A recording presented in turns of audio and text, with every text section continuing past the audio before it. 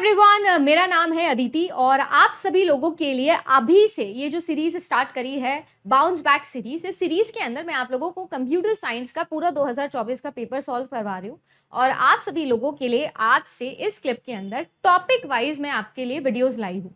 ये जो वीडियोस है ये आप लोगों के लिए काइंड ऑफ एक डेमो भी है जो हम लोगों ने पेड क्लासेस में ऑलरेडी पढ़ा है। तो आपको यूट्यूब पे फ्री ऑफ कॉस्ट कुछ झलकी मिलने वाली है कि हमने पेड क्लासेस में क्या पढ़ा था। एक विटनेस की जैसे एक प्रूफ भी आप लोगों के सामने है कि जो हमने क्लास में पढ़ा और हमारे एग्जाम के अंदर क्या आया वो भी आप कोरिलेट कर सकते हो। तो आप लोगों के लिए रोज शाम को 7 बजे ये सीरीज आने वाली है जिसके अंदर हम आप लोगों को डिटेल में पढ़ाएंगे कि पूरा सीएस में कैसे आप लोग सॉल्यूशन दे सकते हो। इफ यू विश कि इसी तरीके से 2024 दिसंबर के लिए आप लोग हमारे साथ ज्वाइन करना चाहते हो, मेरे साथ पूरा कंप्यूटर साइंस पढ़ना चाहते हो, तो 1 जुलाई से आपका कोर्स स्टार्ट हो रहा है। देखो, प्लान करो, अपने आप प्रूफ देखो कि हमने क्या पढ़ा, कैसे पढ़ा, और लाइव फाउंडेशन बैच 1 जुलाई से ज्वाइन कर लो। ज्वाइन करने के लिए JRF अड्डा एप्लीकेशन आप डाउनलोड कर सकते हो, नंबर आपके पास में है। ये सभी चीजें आप लोगों को इसके अंदर मिलेगी, स्पेशली स्टडी प्लानर, पूरे 6 महीने का मेरा लेसन प्लान और आपको कब क्या रिवाइज करना है, दोनों शीट्स आप लोगों को मिलने वाली है। पहला सेशन होगा 1 जुलाई को, तो ज्वाइन कर लीजिएगा, नंबर आप लोगों के पास में है। और अब चलते हैं कंटेंट पर, आज के टॉपिक के ऊपर। Good luck.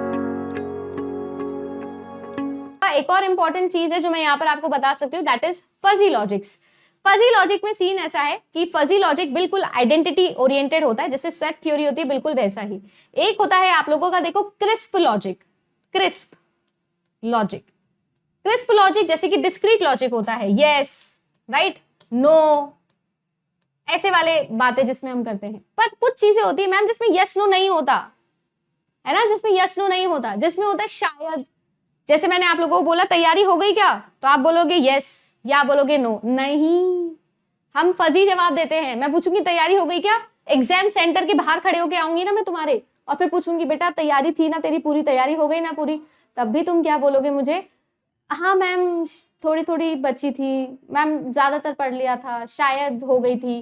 तो रियल लाइफ के अंदर ह्यूमन बीइंग क्रिस्प लॉजिक पे काम नहीं करता। हम डिस्क्रीट आंसर नहीं दे सकते, हम कंटिन्यूअस आंसर देते हैं मैम, हम फजी आंसर देते हैं।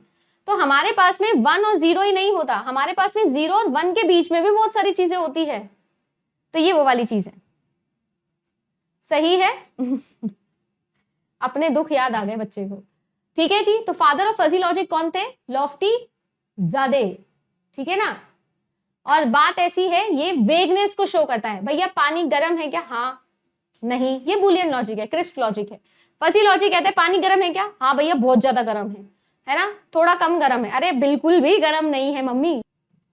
सीन ऐसा है कि आपका जो फजी लॉजिक है उसे हम कैसे शो करते हैं, हमारे पास में जो नोटेशन होता है वो नोटेशन होता है कि हमारे पास कोई भी एक मेंबर होता है, ठीक है, और उस मेंबर के हमारे फंक्शन में या हमारे सेट के अंदर आने के क्या चांसेस है, तो उसके लिए हमारे पास में उसका एक मेंबरशिप फंक्शन भी होता है कि क्या वो मेंबर बन सकता है या नहीं बन सकता है, ठीक है ना। तो मेरे पास में 2 चीजें होती है। जो मेंबरशिप फंक्शन होता है वो हमेशा मेरे पास में 0 से 1 के बीच में ही होता है, जैसे प्रोबेबिलिटी होती है ना, हमेशा 0 से 1 के बीच में ही होता है। मेंबरशिप फंक्शन हमको 3 चीजें देता है, बाउंड्री वैल्यू, सपोर्ट वैल्यू या फिर आपका कोर वैल्यू।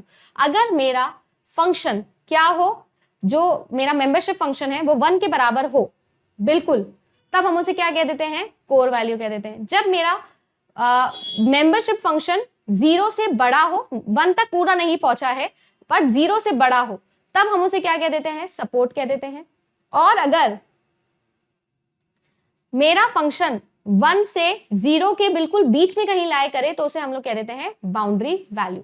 बेसिकली आप ये कह सकते हो सपोर्ट के ही एक स्पेशल वैल्यू है बाउंड्री, जो बिल्कुल आप लोगों को बाउंड्री वैल्यूज देता है, ठीक है जी। ये डेफिनेशन एग्जाम में पूछ ली जाती है। अब फजी के ऊपर हम बिल्कुल वैसे लॉजिक्स लगा सकते हैं जैसे लॉजिक्स हम लोग नॉर्मल सेट थ्योरी में लगाते हैं। हम लोग यूनियन कर सकते हैं, intersection, complement, difference, bold union, bold intersection, ये सब कर सकते हैं। पर ये सारी की सारी चीजें कभी भी हम सेट मेंबर पे नहीं करते, हम हमेशा मेंबरशिप फंक्शन पे करते हैं।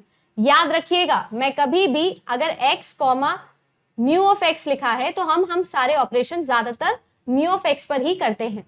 जैसे कि देखो, अगर मुझे 2 फजी सेट्स है जिनका यूनियन करना है तो उनके मेंबरशिप फंक्शन पे मैं यूनियन ऑपरेशन लगाती हूँ, A यूनियन B। आप क्या करोगे, दोनों के मेंबरशिप फंक्शंस को कंपेयर करोगे, दोनों में से जो भी मैक्सिमम वैल्यू है आप उसे ले लोगे, है ना। इंटरसेक्शन करना है जिसको हम फजी एंड भी बोलते हैं। अगर मुझे इंटरसेक्शन करना है ए इंटरसेक्शन बी, तो मैं क्या करूंगी, दोनों के मेंबरशिप फंक्शंस लूंगी, दोनों सेट के, और उनमें से जो मिनिमम मेंबरशिप फंक्शन होगा उसे मैं मेरे फाइनल सेट में डाल दूंगी। बिल्कुल ऐसे ही कॉम्प्लीमेंट में होता है। अगर मान लीजिए मुझे कोई एक सेट गिवन है, फजी सेट, और उसका कॉम्प्लीमेंट पूछा है, तो जो भी उसका मेंबरशिप फंक्शन लिखा है मैं उसको 1 में से माइनस करके लिख दूंगी। जैसे इमेजिन करिए 0.5 लिखा था, 0.5 नहीं 0.4 लिखा है फॉर एग्जाम्पल मेरे पास में 1,0.4, ठीक है, तो मैं इसके कॉम्प्लीमेंट में लिखूंगी 1,0.6। समझ गए? हम कभी भी इसको नहीं चेंज करते, हम मेंबरशिप फंक्शन को चेंज कर रहे हैं। सेम चीज डिफरेंस करना हो तो क्या करोगे, आपको a माइनस बी करना है, तो आप क्या करेंगे, आप निकालेंगे इनका इंटरसेक्शन और उसका कर देंगे क्या, कॉम्प्लीमेंट। ठीक है जी, इंटरसेक्शन निकाल के उसका कॉम्प्लीमेंट कर देंगे। सेम चीज बोल्ड यूनियन और बोल्ड इंटरसेक्शन भी होता है। देखो यूनियन और इंटरसेक्शन में तो समझ में आ गया कि मैक्सिमम और मिनिमम निकालना है। बोल्ड अगर इनके आगे लगा दोगे तो देखो क्या होगा, ए एक्सॉर बी के जैसे इसको शो करते हैं। आप क्या करोगे, आप लोग दोनों के मेंबरशिप फंक्शंस, दोनों सेट है, सेट ए और सेट बी, दोनों का लोगे आप लोग मेंबरशिप फंक्शन, दोनों को ऐड करोगे और फिर 1 से कंपेयर करोगे, और जो भी मिनिमम होगा वो आप लोग मेरे फाइनल आउटपुट में दे दोगे। समझ में आ गया? बोल्ड यूनियन के अंदर नॉर्मल यूनियन नहीं होता, ठीक है, जो मैक्सिमम था वो नहीं होता है। दोनों मेंबरशिप फंक्शन को ऐड करके 1 से कंपेयर करेंगे, जो भी मिनिमम होगा 1 या वो सम, उसे आप लोग बोल्ड यूनियन में लिख दोगे। ठीक है, जैसे फॉर एग्जाम्पल इमेजिन करिए मेरे पास में एक सेट में ए में वैल्यू थी 2,0.5 और मेरे पास में एक वैल्यू थी सेम के लिए 2,0.7। ठीक है, दोनों के मेंबरशिप फंक्शन लो, 0.5 प्लस 0.7, टोटल कितना आ जाएगा, 1.2 आ गया। अब 1.2, 1 दोनों में से क्या लोगे, मिनिमम लोगे, और मिनिमम क्या है, 1, यानी कि मेरे पास में 2,1 मेरा क्या होगा, बोल्ड यूनियन होगा 2 का, फॉर एनी सेट 2। सही। सेम चीज अगर मुझे बोल्ड इंटरसेक्शन करना होता है तो मैं क्या करती हूं, मैं 0 में से और जो भी इन दोनों का सम आया उसको -1 करके दोनों में से मैक्सिमम लेती हूँ। जैसे कि यहाँ पर 1.2 आया था, अब मैं 1.2 में से माइनस करूंगी 1 को, आएगा 0.2, तो अब मैं 0 और 0.2 दोनों में से क्या कर लूंगी, मैक्सिमम ले लूंगी। आइडेंटिटीज है, जैसे नॉर्मल सेट में होती है इस सेट में भी होती है। इक्वालिटी अगर देखनी हो तो आपको ये चेक करना होता है जिसके मेंबरशिप फंक्शंस इक्वल है वो। वेक्टर प्रोडक्ट करना होता है तो आप मेंबरशिप फंक्शंस को मल्टीप्लाई कर देते हो। स्केलर प्रोडक्ट करना होता है तो आप क्या करते हो, कोई भी एक स्केलर नंबर गिवन होगा जो 0 से 1 के बीच में होगा, उसको आप मेंबरशिप फंक्शन से मल्टीप्लाई कर देना।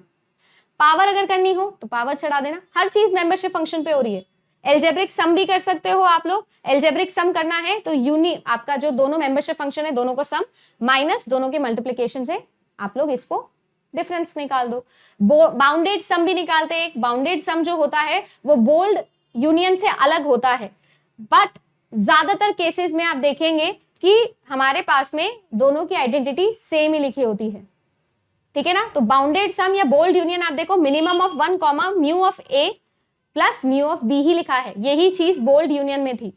सेम चीज हमारे किसमें है, बोल्ड बाउंडेड डिफरेंस में, पर मैं स्लैश करके बोल्ड यूनियन या बोल्ड इंटरसेक्शन इसलिए नहीं लिख रही हूं क्योंकि यहां पर -1 नहीं होता है, इसलिए नहीं लिख रही हूं, अलग से लिखा है। करना कुछ नहीं है, सिर्फ मेंबरशिप फंक्शन लगाना है। इसके अलावा आपकी जो फजी सेट्स है उनकी कुछ प्रॉपर्टीज होती है, जैसे कॉम्यूटेटिव लॉ, एसोसिएटिव लॉ, है ना, idempotency, absorption, distributive, identity, transitive, involution and De Morgan's law. तो ये नॉर्मल सेट जैसे चलता है बिल्कुल वैसे ही चलता है।